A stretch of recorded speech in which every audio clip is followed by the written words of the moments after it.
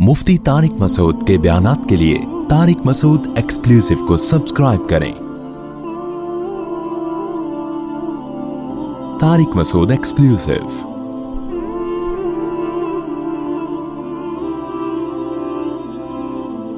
सास जब बहू को नसीहत करती है तो बहू को पता होता है नसीहत नहीं है, ये तंज है, ये नसीहत नहीं है बल्कि ये तंज है। फिर बहू को गुस्सा आता है, सास कहती है एक तो इसको कमबख्त को इसकी गलती पे नसीहत करो और इसको क्या आ रहा है गुस्सा। भाई आपके स्टाइल से लग रहा था कि आप नसीहत नहीं कर रही। मैं ऐसे घरानों को भी जानता हूँ जिसमें 4-4, 5-5, 6-6 बहुएं एक साथ रहती हैं, कोई लड़ाई नहीं होती सास से। और ऐसे घरानों को भी जानता हूँ जिसमें एक ही बहू है और जीना हराम हुआ है, 2 बहुएं 3 बहुएं हराम। जिन घरानों में अमन है उनमें होता क्या है। साहब ने बताया कि मेरे 4-5 बेटे हैं और सबकी शादी है। मैंने कहा यार आप किसी की भी सास से लड़ाई नहीं। उन्होंने कहा सबकी सास से बनती है। कैसे? उन्होंने अपना उसूल बताया, शेयर कर लेना चाहिए। उन्होंने कहा कि जब भी हमारे घर में बहू आती है ना तो मैं अपनी बेगम को समझा देता हूं उस पर तंजिया लहजा कभी भी नहीं, चाहे कितनी गलत हो, तंज नहीं करना है। अब बहुएं भी आजकल मार्केट में ऐसे आ रही हैं जिनको रोटी पकाना खाना बहुत तबीयत से आता है, उनको पकाना बिल्कुल भी बोलो नहीं है। खिला दो आप खा जाएंगे, हालांकि डाइटिंग पे होती हैं फिर भी खा जाएंगे, ठीक है ना। पकाने का उनको पता ही नहीं होता।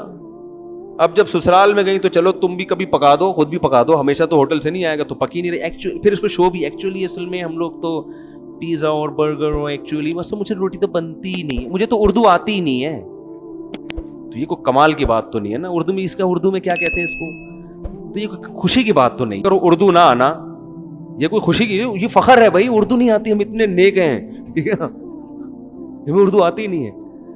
तो क्या है, उन्होंने कहा कि रोटी पकानी नहीं आती, वो नहीं आती ना आजकल लड़कियों को, चाय बनानी नहीं आ रही, वो यूं। तो कहते मैंने अपनी बेगम से बोला हुआ है कि किसी को ये नहीं कहना है कि तुम्हें रोटी पकाना नहीं आती। ये क्या पका दिया, सासें कह रही ये इसको रोटी बोलते तेरी। फिर पता है क्या है, तेरी माँ ने, तुम्हारी माँ बाप ने तुम्हें इतना भी नहीं सिखाया, तुम्हारे वालिदैन ने तुम्हें इतना भी नहीं सिखाया। ये बहुत नेक सास जो है ना बड़े आराम से कहेगी तुम्हारे वालिदैन ने इतना भी नहीं सिखाया, और ज्यादा नेक होगी तो कहेगी कम से कम तुम्हारे वालिदैन को ये तो सिखा देना चाहिए था। ये बहुत नेक औरत की बात कर रहा हूं जो बगैर हिसाब किताब की जन्नत में जाएगी, उसकी बात कर रहा हूं। ताना तो हो गया ना, लेकिन बड़े आराम से, वही वाली बात है ना, आसाबी कमजोरी है वो नहीं, वो चल रहा है बेचारा तो कि तुम्हारी माँ ने तुम्हें रोटियां पकाना तो कम से कम सिखा देना। चलो मैं सिखा दे, लेकिन माँ पे तंज तो कर दिया ना भाई। ये कौन सा इतना बड़ा काम है यार, रोटी पकानी नहीं आती। देखो शरीफ है, कोई चोर नहीं है, ठीक है ना, शोहर से वफा कर रही है। तो आप उसको बता दो कि बेटा आपको माशाल्लाह बहुत सारे काम आते हैं, तो अब रोटी पकाना भी आपको आती है, लेकिन और जरा अच्छी आ जाए तो वो यूं मैं बता देती हूँ। ये समझ में आ रही है बात। फिर दूसरों के सामने उसकी तारीफ हो बहू की, उसको ये नहीं कि इसको तो रोटी पकाना मैंने सिखाई है, अपने माँ बाप के घर से तो रोटी भी नहीं आती थी।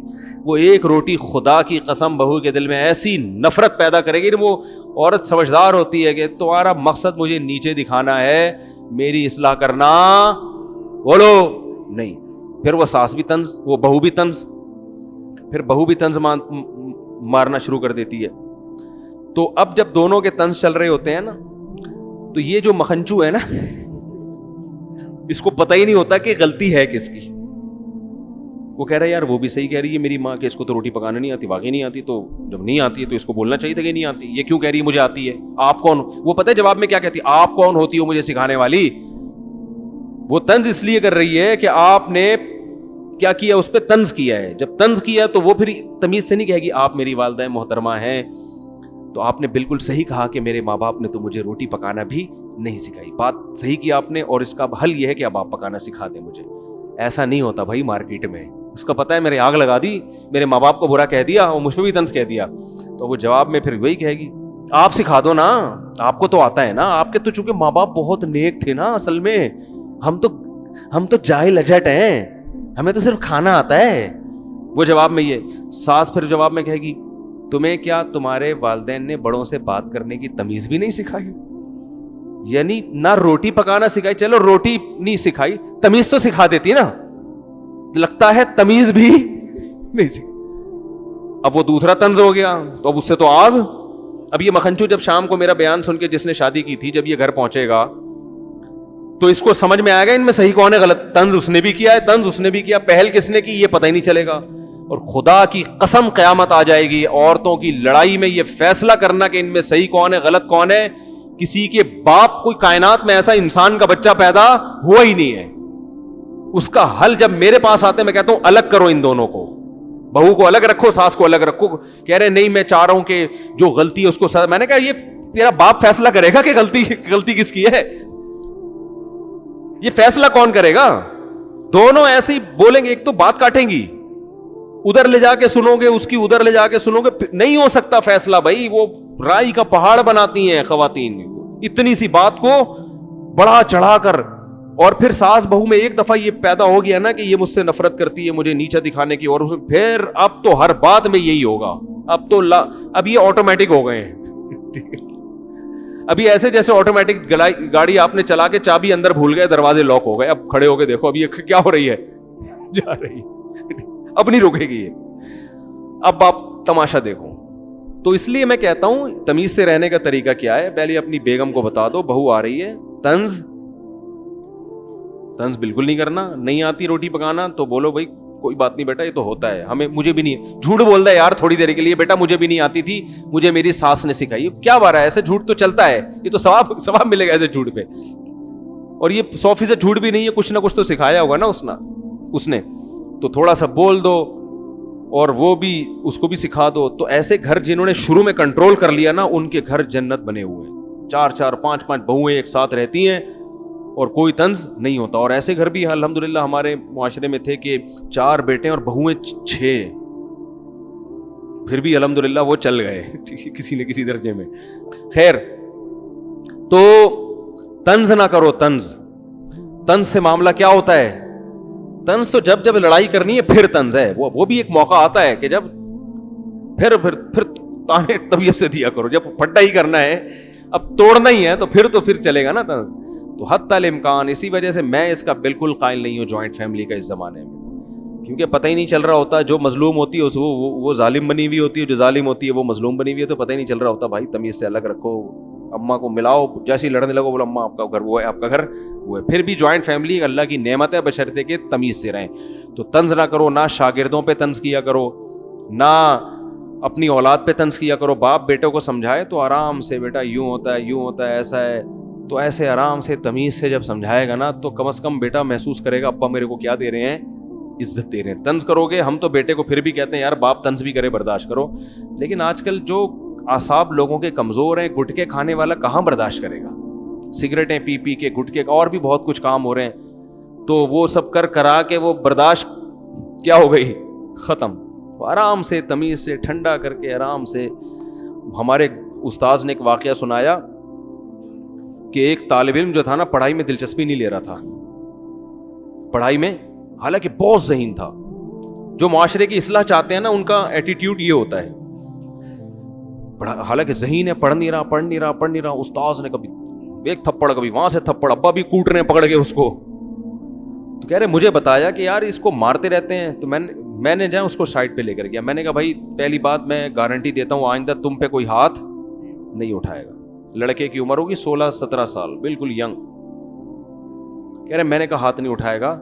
تمہیں اتنا شوق ہے پڑھنے کا, تم پڑھتے کیوں نہیں ہو؟ عزت دی نا اس کو, اور کہا کہ دیکھو جو تمہارے دل میں بات ہے مجھے بتاؤ, میں تمہاری عزت کی بھی حفاظت, تمہارے راز کی بھی حفاظت کروں گا, کیونکہ تم تو بہت اچھا پڑھتے تھے, اچانک کیا ہو گیا تمہیں؟ کوئی میڈیکلی کوئی پرابلم ہو گئی ہے, کچھ بھی ہو گیا ہے, میں پہلی بات تمہارا راز رکھوں گا, تمہیں ذلیل نہیں کروں گا. تو اس نے کہا کہ مجھے عشق ہو گیا اپنی کزن سے, اور ہر وقت وہ میرے دماغ میں بسی رہتی ہے. چاہے واقعی بھی پرانا, اس وقت موبائلوں کا زیادہ استعمال نہیں ہوتا تھا, اور میرے دماغ میں وہ گھس گئی ہے. مجھے ہر وقت اس کے خیالات آتے ہیں, ہر وقت اس سے ملنے کا شوق. اور میں یہ بات اپنے باپ سے نہیں کر سکتا, کیونکہ ہمارے گھر کا ایسا ماحول نہیں ہے کہ ابا سے کہیں ابا مجھے فلانی سے عشق ہو گیا. ابا کہہ کہ چماٹ لگایا, کم بات اپنی عمر دیکھ تجھے پڑھنے کے لیے میں نے بھیجا ہے, اور عشق ہو گیا, تو مولوی بن رہا, مدرسے کا طالب علم تھا, تو مولوی بن رہا ہے. تو اب کیا کیا کہ مدرسے کا تھا, پتہ نہیں کالج کا تھا, مجھے صحیح یاد نہیں ہے. واقعہ یہ ہو گیا کم از کم 20 سال پرانا. تو وہ انہوں نے اس کو جا کے سمجھایا. انہوں نے کہا کہ کوئی بات نہیں, میں تمہارے والد سے بات کرتا ہوں. اس نے کہا نہیں آپ بات کریں گے, ابا غصے میں آ جائیں گے. انہوں نے کہا چھوڑو یار. ابا کو جا کے سمجھایا, دیکھو یہ اچھا بھلا لڑکا ہے, اتنے شوق سے پڑھ رہا تھا, یہ بندہ 2 نمبر نہیں ہے. ایک تو سست ہوتا نا, اس کمبخت کا تو کوئی علاج ہے ہی نہیں. سست کو تو تھپڑ ماریں گے نا تو وہ اور پڑ جائے گا کہ اب تو میرے زخم ہو, میرے تو تکلیف درد ہو رہا ہے, ٹھیک ہے, میں تو اب اٹھ ہی نہیں سکتا. تو اب یہ کہ غلط ہو گیا لیکن عشق ہو گیا ہے, تو آپ اپنے خرچے پہ اس کی شادی کرا دیں وہاں پہ. اگرچہ یہ جاب نہیں کر رہا, لیکن آپ کا بچہ دوبارہ سے پڑھائی میں دلچسپی لے گا, کوئی بڑا ڈاکٹر بن جائے گا, بڑا انجینئر بن جائے گا, کیونکہ سب استاذ اس کی گواہی دے رہے ہیں کہ یہ پڑھنے میں بہت ایکسٹرا آرڈینری ذہین ہے, یہ محنتی بھی اور ذہین بھی. اب فالٹ یہ ہو گیا ہے, تو آپ اپنے خرچے پہ کر دیں. جب یہ کمانا شروع کرے گا تو کھلائے گا نا بیوی کو.